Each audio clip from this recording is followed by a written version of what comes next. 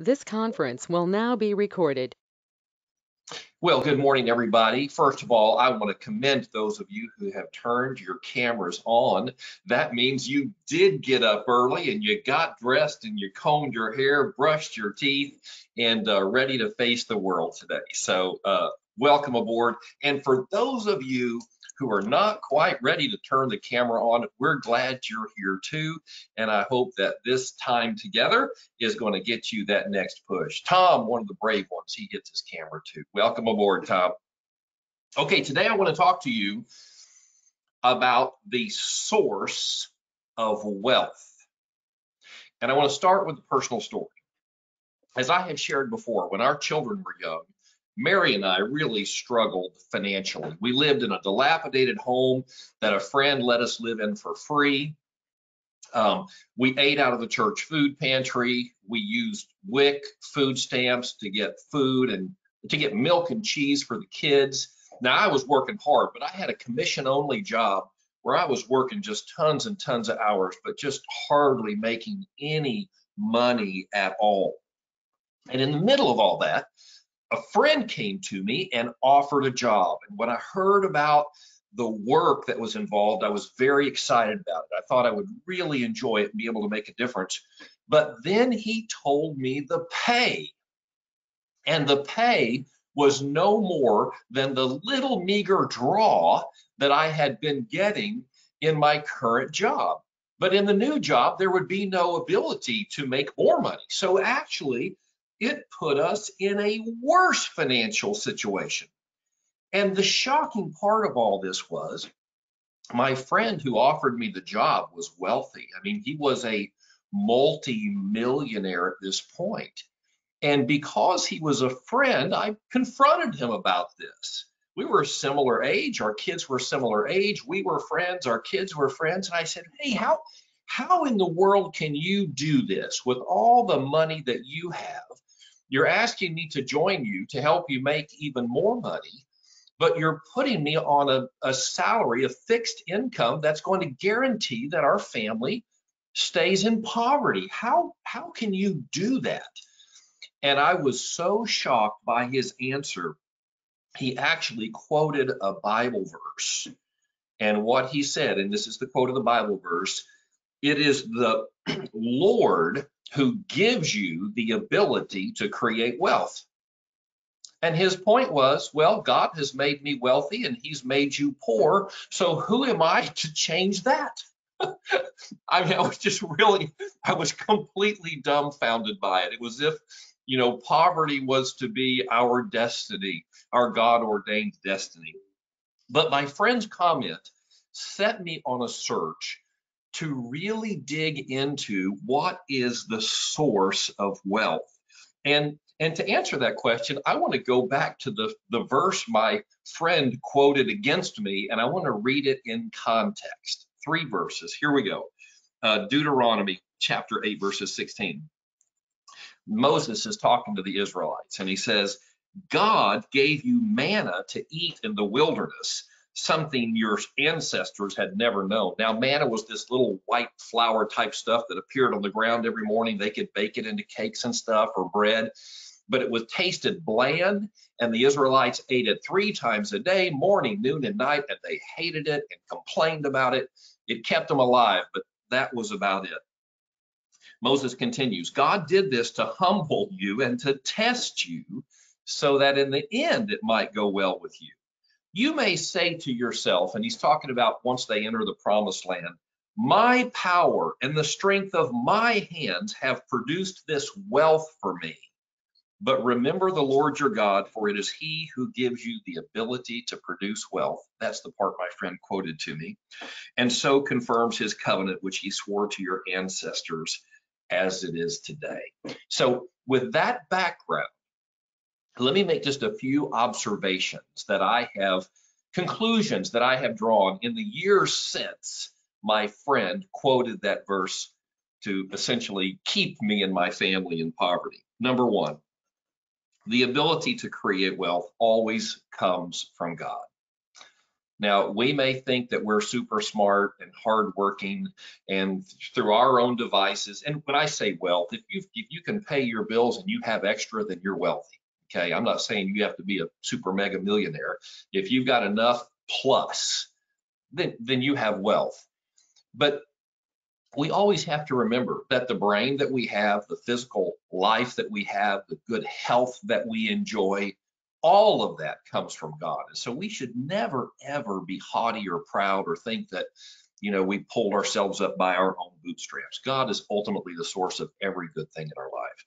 Number two, just because we have the ability to create wealth doesn't mean that wealth will automatically show up.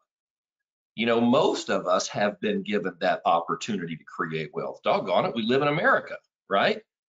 And everybody on this call has a real estate license, right? And we're alive. We're up. It's 9 o'clock in the morning. We're ready to go. We all have the ability to create wealth. That doesn't guarantee our success. Obviously, God gives us the opportunity, but we have to put that hard work in and make good choices, invest in key relationships in order to make the wealth actually show up.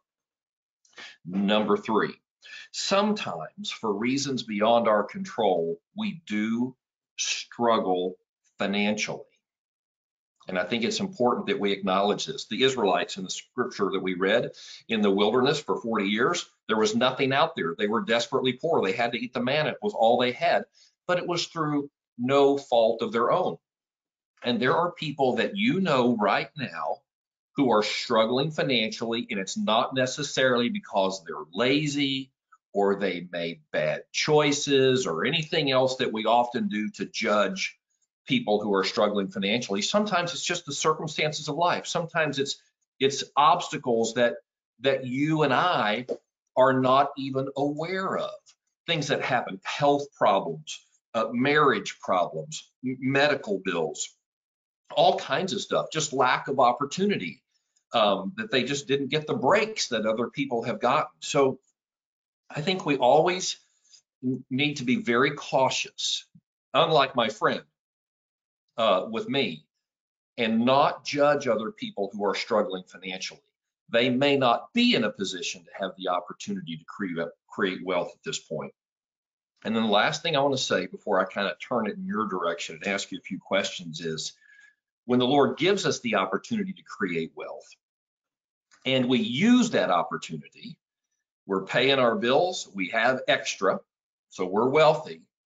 We need to use some of that wealth to bless the poor, to remember those who don't have as much as we do, and to share with them, to see ourselves in their position. Did you all see the news report in the last few days? This has been headline news for several days. A scientist believes he has discovered why the T-Rexes had little short arms. Did you all see this? This is true. This is a new headline article. And they said proportionally, even though the T-Rexes were like 45 feet tall, their arms were only about 3 feet long. And they can't even figure out they were almost practically useless. So why in the world did they have little short arms? And here's the new theory, that the T-Rexes were group hunters, and whenever they would have a big carcass to devour, it would be in their nature to push and shove and fight to get to the meat. And so evolution, so the theory says, gave them little short arms so they couldn't shove each other out of the way and therefore start fights and kill each other off. I thought that was, of course, the basis of that theory is that creatures are always going to push and shove themselves to the head of the line and deny other people good things. And that may have been true for T-Rexes. That's not my area of expertise. I don't offer an opinion on that. But I do know that when it comes to human beings, to you and I, people created in the image and likeness of God, we have the capacity to go beyond a selfish wealth mindset and just try to hoard it all for ourselves. But instead, we should always maintain a generous and unjudgmental heart. The last thing I want to share with you, Proverbs 19:17 says, whoever is kind to the poor lends to the Lord, and he will reward them for what they've done. So when we get it, when we make it, when we've got extra, let's not look down on those who don't.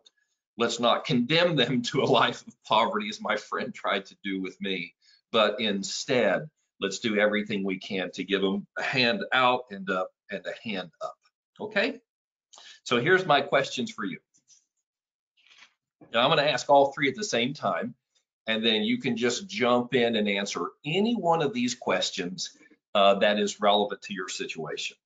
Have you ever been poor or struggled financially when it was not your fault? Number two, have you ever struggled financially when it was your fault? Okay, you made some bad choices. And then number three, what opportunities do you have right now in your life to create wealth? Okay, those are my three questions. Who wants to take one of them? This is Tom. Go ahead, Tom. I would like to speak first. Go ahead, Teresa. And Deuteronomy 8:18 is one of my favorite scriptures. So a couple of months ago, I was looking at it and studying it, and what I got from it was, it says that God gives us the ability to get wealth. And if he gives it to us, that means it's a gift, and I have to receive it. So I started declaring that I receive my gift of the ability to get wealth. There you go. But to your question, yes, I have struggled financially, and it's because a lot of it, like you say, is my fault. A lot of it has been, I think, generational. Yes. Generational. Yes. Growing up, the way that I grew up, the things that I saw, the things that I was taught, the things that I perceived from my surroundings. And that is where I am right now, is breaking the curse and continuing to move forward to continue to press in on the wealth that God has for me. That's awesome. All it takes to change the destiny of a family line is for one person to change the direction. And it sounds like that's exactly what you're doing. So, Tom, I know you were jumping in there. What did you want to add to this discussion? We got to answer the question poor several times during my childhood, where we had to have family members that needed to take care of us. Also, when I was 15, our house burnt down. I have eight brothers and sisters. So our house burnt down, and we again needed family and the community to take care of us. On myself, yeah, we started our own business several years ago. My wife and I, we had retail stores, and we got down to bankruptcy. We were just so close to just putting it all back to the bank, but we were able to recover quite nicely. And on opportunities create, yeah, I still have a great attitude. I'm relatively healthy, relatively young, or at least not really, really old. So there's just tons of opportunity and tons of enthusiasm around that opportunity. Yes, love it. I love it. Relatively young. I'm with you, Tom. Okay, somebody else take a shot. Poor through your own fault, poor through no fault of your own, or what opportunities are you facing right now to create revenue, income, wealth?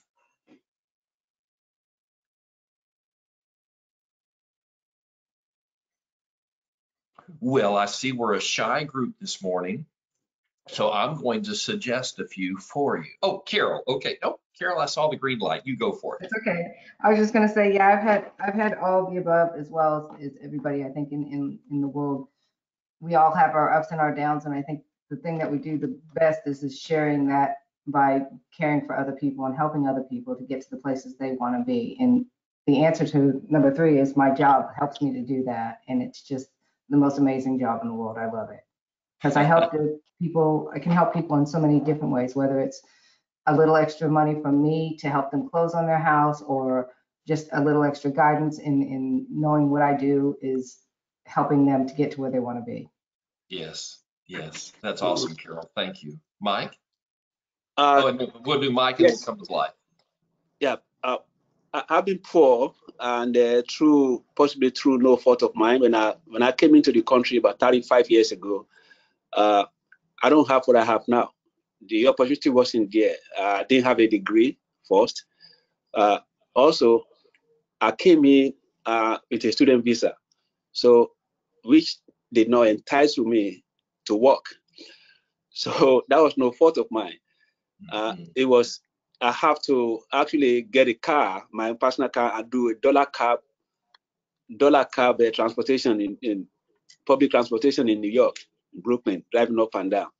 So to take care of my family, and I have a daughter at the time and a wife that doesn't work. So that was really, really crazy time. I'm going to school at the same time. But today, the opportunity that I have today is that I have a real estate license, and I have a group of very great-minded people. One of them is Frank. So we've got all these educational opportunities around us that give us the tools to actually succeed in this business. So when you maximize those tools, it will be a fault of mine if I can't get wealthy now, since I have all the tools that I needed to succeed. So Yes. That'd be my short input. There's Mike with a classic example of the immigrant mindset. Do whatever it takes to provide and succeed. And of course, he's the living example of that. So thank you, Mike. I appreciate you sharing that. Blythe, I think you're up. Yeah, so I don't know how many people kind of know my story about how I came to real estate, but my husband and I had started a business he's a musician, and so we own a business where we place musicians for events. And so that business was rocking and rolling. And so kind of something beyond our control that really sent our financials into a tailspin was COVID, because it shut down the events industry and schools, which was the bulk of our income. And so that is what sent us both into completely new careers. And so we always talk about it, though, how God used that as a catalyst to propel us into this next phase of life that we would have never jumped into had this thing not happened to us, where we really felt like the rug was pulled out from underneath us. But how amazing is it to be on the other side of it, or coming on to the other side of it financially, to know like God used that in a way that's going to be a blessing, as the years go on. That's awesome. It sure looks good when you get on the other side of it, doesn't it? I bet we all, if we had time today, we could all tell a story of how we were forced into something through circumstances that turned out to be an incredible blessing. And I've got a number of those stories myself, including how we came back to Texas in 2009. So yeah, God works in mysterious ways, and it makes me happy sometimes that I'm not in complete control of my own destiny, right? In fact, in the back of my book, One Year Six Figures, I tell a little bit of my own life story, and I call it after that country song, God Blessed the Broken Road. And it's often the heartaches, the disappointments, the detours that have led into the greatest blessings. So glad you and your family are experiencing that. And I believe you're heading off to San Diego today, aren't you? Yeah. So hubby's Yeah, going we're here. We're here now. We're here now. Oh, you're there in San Diego joining us. Mm-hmm. Well, we appreciate that, Blythe, and so happy with what's happening in your family. Okay. Anybody else want to jump in here?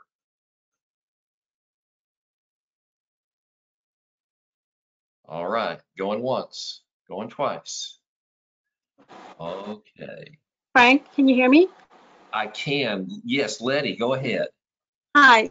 Well, I do want to say that I mean, poverty is relative, first of all. Yes. And looking back, growing up, I'm one of nine, the youngest of nine, and we were financially, poor, but I didn't know that we were poor. We learned to do without. It wasn't, material things were not emphasized. We were migrant farm workers, and every summer from since I was tiny, but when I remember was 1970 through the summer before my high school year, which was 83, we migrated to Idaho every summer and worked in the fields and worked really, really, really, really hard. Wow. So whatever we picked, did, so those are our summers. Coming back to the valley, my dad was the only one that worked. So he was basically minimum wage tractor driver for the sugar mill. So because he would insisted on us getting an education, so we came back to school, whether it was late, usually a month late, left a month early. But so when we were down in the valley, it was being on food stamps. I mean, sometimes we qualified, sometimes we didn't, but I did not know. We did not really spend gifts in Christmas. None of us that had birthdays during those months, which I was one of them, ever had a birthday party. It was like it was just part of our life, Yeah. And so, but I didn't feel poor. We just did not. We were, but I didn't feel it. We weren't. We always had, thank God, food on the table. So that was Yeah. to me no fault of my own. But then when we would visit our relatives across the border, we had a lot compared to them. Yes. So that's why, because our parents took us to see our grandparents and everything. We felt we were very fortunate no matter what. So Wonderful. And that leads me to something I hadn't even thought about sharing, but it's so relevant based upon your comment. Wealth, you're right, is relative, depending on what you're used to. However, wealth is also measured in different ways. I read a book last week when I flew up to Michigan. Whenever I fly, I seize the opportunity to catch up on some reading. And I pulled a book off my bookshelf that I'd had for several years but had not read. And it's called Love Sense. And I'd heard an interview with the author on the radio, and she's a psychiatrist, counselor. And she said that she and other researchers had finally answered the question, what is the secret of happiness? She said it is no longer a mystery, but it's been proven in study after study after study of people from all cultures all over the world. We now know what the secret to happiness is, and it is loving, supportive relationships with other people. And as you just pointed out, you don't have to have financial wealth to have those rich relationships. And when I read that, it made me think of my recent experience in Africa, where the people have nothing, and yet they would come out and greet us with singing and dancing, just so full of joy. And then you think about how they live. They're in small villages. Their homes are right next to each other. They cluster together. It's not just what we would call a nuclear family, but an extended family, including friends, and where they truly are there with each other all the time. If calamity impacts one, they have this incredible support network to come around them. So wealth is measured differently. And that reminds me of another quote. Emily Dickinson once said, "My friends are my estate." Don't go to my bank account to see what I'm worth, but look at my address book, essentially. Look at the number of people that I can call upon when I need a friend. Okay, great thoughts, great sharing. I want to transition now to open forum. I may come back at the end with a few more thoughts on this subject, but I want to give you opportunity, as we do every week, to ask any question about any situation that you're facing in a transaction, with a contract, particularly if it's something that the entire group would benefit from. So your turn, Tom. Yeah, I have two questions, and I have a client that wants to buy 2 acres of land and build a home on it wants to buy the land now and build a home on it next year or two. Yes. The first question is, does it require a minimum of 25% down for a land loan? Is the first question. The second Does anybody know the current cost per square foot to build a new home, like in the B plus, maybe A minus range, without the land? Those are my two questions. Okay, those are great questions. So on the land loans, Jackson Henry Mortgage doesn't currently provide land loans, so I don't have firsthand experience as a lender with that. I was going to answer your question, though, because I know that land loans typically require a minimum of 20%. You mentioned the figure 25. Of course, every lender gets to set their own standards, and it's not a regulated number that the federal government sets. So it could be 20, it could be 25, it could be more, depending on the lender or the borrower's situation. But they do require substantial down payments. There's no 3% money like an FHA loan or 100% financing or anything like that. And your second question, cost to build per square foot. Has anybody built recently or worked with builders and have a figure you can give for the home itself and apart from the land?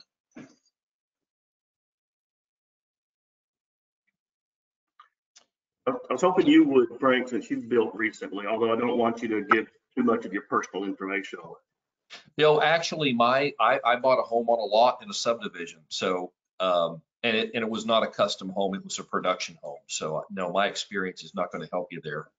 But I think Carol, has some input. I think in the communities that I work in, you know, that are building, you're looking anywhere from 260 to 280, but that's in a community, not just on a lot that's open. And so you might be a little bit in between that number and maybe less, maybe more. It just depends on the builder that they choose, I would think. If they're doing a custom build, then I would recommend talking to a couple of custom builders and just seeing what they're getting per square foot. Yeah, and Carol, you're talking about retail prices. It may be that, and I realize that Tom is asking for a friend who wants to build on his own land, but it's something that I also want to talk about before we're done, about us building homes as an investment. I've got 4 green lights on. Mike was first, then Teresa, then Cy, then Kevin. Take it away, Mike. Oh, I was just going to say that I think it depends on the builders. The prices vary from builders to builders and the locations as well. So that was just my thought. Okay, all right. I appreciate that. Teresa, did you want to add something? Yes, I have a builder that I'm working with, and he's actually building a house now up in Fort Worth, so I can ask him. Also, I have a couple of lenders that does loans on lots that I can get that information to you. Yeah, and if Teresa, if you have it now, you can just put it in the chat for Tom to access. Tom, I did think of something that might be relevant, and then Cy and Kevin will get to you. My son is about to close on a custom home up in Wichita Falls. Now, it's a smaller home, 2,400 square feet, but it is a true custom. And I'm looking desperately for my calculator. And I know the land cost, the house is $380, the land costs $60. So it's basically $320 divided by 2,400. And that's going to say that the actual build cost was about $133 a square foot. Again, that was Wichita Falls, but it was a pretty tricked out home. Okay, Cy. Oh, I had occasion to speak with a builder recently for a prospect of mine who owns her own land. And the builder that I talked to they were really excellent. But what they explained to me was that it's kind of difficult to try to get a price per square foot estimate, because when you're building on your lot, a large portion of the cost comes from what it costs to get the land prepared to build in the first place. So It's going to depend on whether they already have utilities. It's going to depend on whether they want a 1-story or 2-story. There's just so many variables to consider that it's very difficult to just try to present your client with the square footage thing. The best thing to do would be to have them to go to the builder and explain what the scope of their project, and also give them details on the land, and then they can give them an appropriate price per square footage. Yeah, that's great input, Si. It's not just the purchase of the land or the cost of the construction of the home, but the land prep expenses. Kevin, you want to jump in here? Yeah, I put some notes and some sources there in the chat, but it's basically $150 a square foot up to 400 once you start getting it tricked out and whatnot. And that's from Partners in Building, which builds luxury custom homes throughout the Houston area and out into the Hill Country. In the Hill Country, I think they're called Texas Country Cottages, but it's the same outfit. And but Tom, 150 would be the bottom. If you look at replacement costs, you'll see this in your home insurance. They'll say you got to be insured for X in case the joint burns down, and those numbers are down like 120 a square foot because they assume maybe that the slab doesn't burn, and size point that, you know, the site prep, all that's been done, and there's costs there. So I think 150, if I was doing a pro forma, Tom, I would budget, I would have that as my bottom number. I got to tell you, I'm feeling better and better about the 133 my son paid, and that's a single story. So yeah, love it. Okay, so great question, Tom. Great input and support. Anybody else have an issue that you want to put on the table?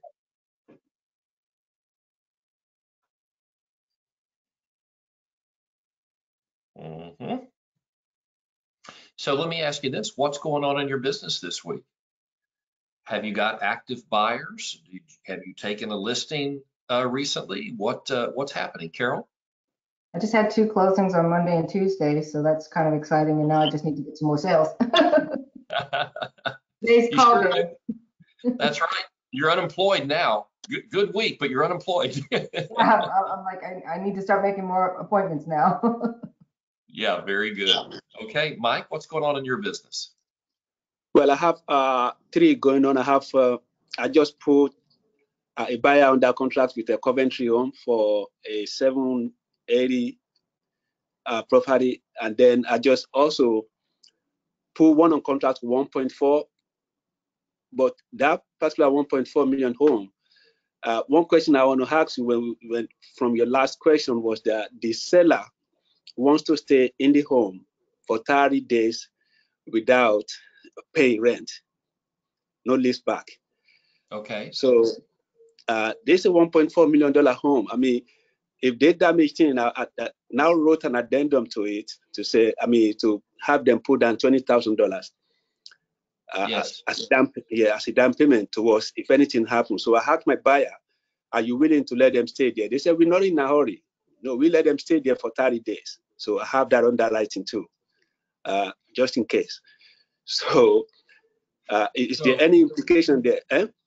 Yeah, so Mike, I think you're very smart to ask for a substantial security deposit, and that's how it would be phrased.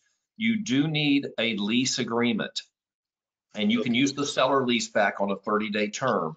You can put zero in there for the rent. That's perfectly fine, but collect a $20,000 security deposit or something substantial in case they should damage the home before they leave. And it's going to be difficult. Think about it this also, very difficult for the buyer to do a thorough walkthrough if they're still living there and all their furniture is in place. So it's a time to be cautious. Okay. Thank you. Okay, you're welcome, Kevin. Just the one comment on that $20,000 security deposit then becomes the incentive for the seller to move out on time and get their 20 back. So they are positively incentivized by that getting that deposit back. So that's a great lever. Okay. Yeah, and along that line, Kevin, I just had another thought.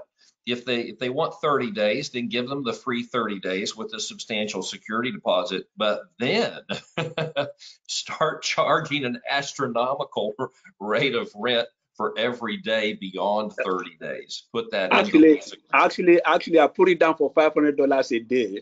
I initially put it down for $1,000 a day, but they said no, they don't want to do that. So I lower it to 500. That was a thought that, yes, that was great. So that was a thought when I put in the offer at the beginning. In fact, even the $20,000, it was $30,000 that I requested. We negotiated it back to 20. He said, okay. So, but that was about they agree to Well, that.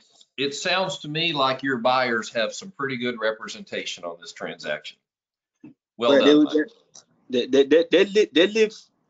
live in a house now in Sugarland, and they just said, okay, we're not in a hurry. We wait for them till whatever time.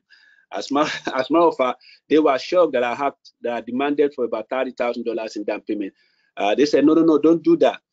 They cautioned me not to do that. I said, listen, I don't want you to come back to me later on when things destroyed and you say, Mike, why you didn't do this? So yes, but no, it happens. I spoke with an agent yesterday who called me to say, what are we going to do?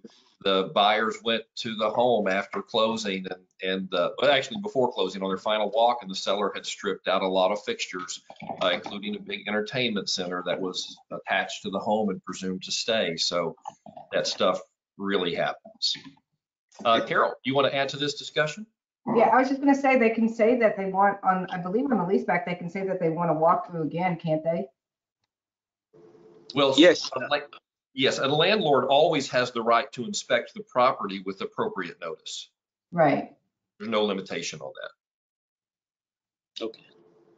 Yeah, in fact, there must be a walk post move out, so that the inventory and condition form can be completed, which is used to determine whether or not the security deposit is returned. Exactly. In part or in full. Okay. Great one, Mike. Anybody else facing an issue or have a question for the group?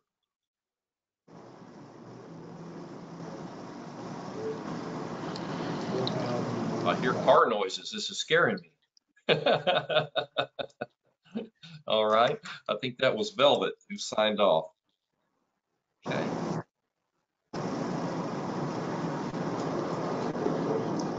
Here, I'm going to mute everybody, and then you can just unmute yourself if you have something to add. There we go. Okay, let me ask you a couple questions. And this kind of goes back to our original theme.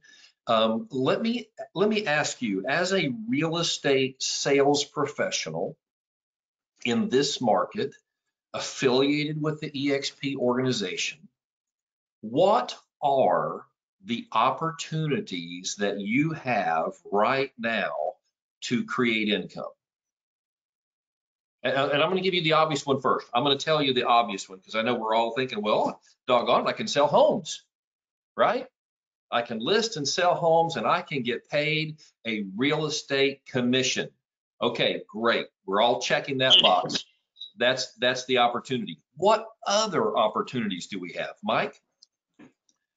Well, the very first tool that I'm trying to hold on to now, the first one is recruiting, agent attraction. The second one is that I just become, not just, the moment we join in, I quickly become a certified mentor. And I've gotten about 5 agents that were sent to me by EXP. So those are 2 that are still the opportunities that I've gone to. But all of the other opportunities, they have great trainings. Online that just keep coming in. So commercial training that I tried to be in. I've joined the commercial group there. So that's another opportunity there. Great. And the high buyers, what's that offer? What is that called again? The iBuyer program is express offers. Express offers that they have. That's another opportunity which is great. So those are the ones that I can quickly come up to. Okay, I love that. And I made a short list before we got on the call, and the attraction, building your rev share group was one of those I listed, and another one was becoming a mentor. And I realized that a lot of you may not feel like that you have the experience or expertise to be a mentor to others, but I guarantee you, if you've closed 5 to 10 transactions, you have the experience that a brand new licensee needs. And with EXP, you can get paid 10%, a 10% referral fee on the first 3 transactions for every person that you mentor. Now, if you only mentor 1, that's not life-changing money. When you mentor 5, that turns into something that gets your attention. But you could mentor 10, 15, 20. Think about over the course of a year, you could potentially mentor 40 to 50 agents because it's just on their first 3. And now you have potentially a 6-figure source of revenue. So, Frank, yes, sir. Sorry, very quickly. You said if you mentor 1, it's not a life-changing experience. I just want to say one thing very quickly. Just last week, no, not last week, this week, I received 1,782 from EXP on one of my mentee. From one of my mentee. Wow. That's 1782 can pay the mortgage somewhere else. So 1782. That's great input. 1,782. Yeah. Hey, $1,700 has been life-changing money to me at many points in my life. So I take back what I said. Life. I was just going to say what you had said about like feeling like you're not, maybe you don't have the experience or the knowledge to be a mentor. I got certified as a mentor, mostly to go hand in hand with the recruiting aspect of it. Yes. I find that I'm attracting some newer agents who maybe don't have their 3 transactions under their belt. So I went ahead and did that so that they know when they join my team, not only are they getting to be a part of EXP and my team, but I'll personally be their mentor. So for now, I'm just focusing on the people that join me. But that was a big recruiting tool for me to be able to say, I will personally mentor you. I love it. And when somebody joins EXP on the application, if they haven't met the experience requirement, it asks them, do you have somebody that you would prefer to be your mentor? And even Mike said that EXP has sent him several. And I know that Robin Winans is a mentor and EXP has sent her several. But there's a way to guarantee yourself an unlimited source of mentors. Blythe hinted at it. And that is to recruit your own new agents. I mean, go down to Champions and speak there and share with them all the EXP opportunities and then say, and I will personally be your mentor. And you can just scoop them up in bucketfuls. You'll not only get the revenue share from those agents, but you'll get a 10% share on their first 3 transactions. So that is a great opportunity to be a mentor, to get the rev share. And I hinted at this earlier when Tom asked his question, but Michael and Shannon Thorman, 2 of our agents, just put on Facebook that they sold the first home that they built as an investment. They bought a piece of land, they built a home, they sold the home, they made money. And the reason that I'm kind of excited about that opportunity is the biggest challenge that we face right now in our sales business is getting listings. And that's a way for you to create some listings. And when you build it, you not just make the 3%, a contractor share should be 20%. So you sell that thing for 300, now you're going to make potentially 60,000. Mike? Question. Do you know of any, of course, Jackson Area Mortgage, do you do construction loan on a commercial level? I mean, a home like that is not your primary residence. How do you go about financing that? So we have a one-time construction loan where we finance the construction that converts to permanent financing. Can we do that on an investment property? Mike, I'm not sure about that. I know we can do it on primary residence, but I will find out for you and let you know. Okay. Okay. By the way, we're nearing the time we need to wrap up, but I want to remind you all that today is our very first ever lunch and learn.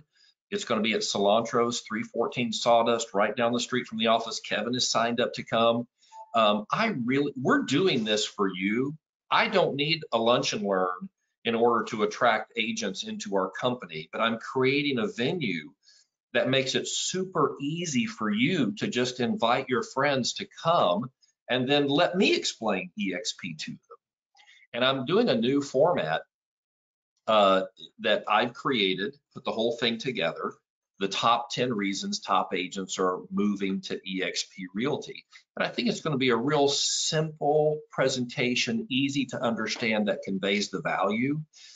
You can come for free. You can eat at my expense. Your friend can eat at my expense. And then if they join, of course, they'll be in your revenue share group. If they're a newer licensee, you could even become their mentor. So I'm doing this for you. That's the point that I want to make. And we only have like 5 people who have registered. So thank you, Kevin. We're going to do it today. I'm prepared. I'm fired up. I'm going to give it my best. But we won't keep doing it if you don't see value in it.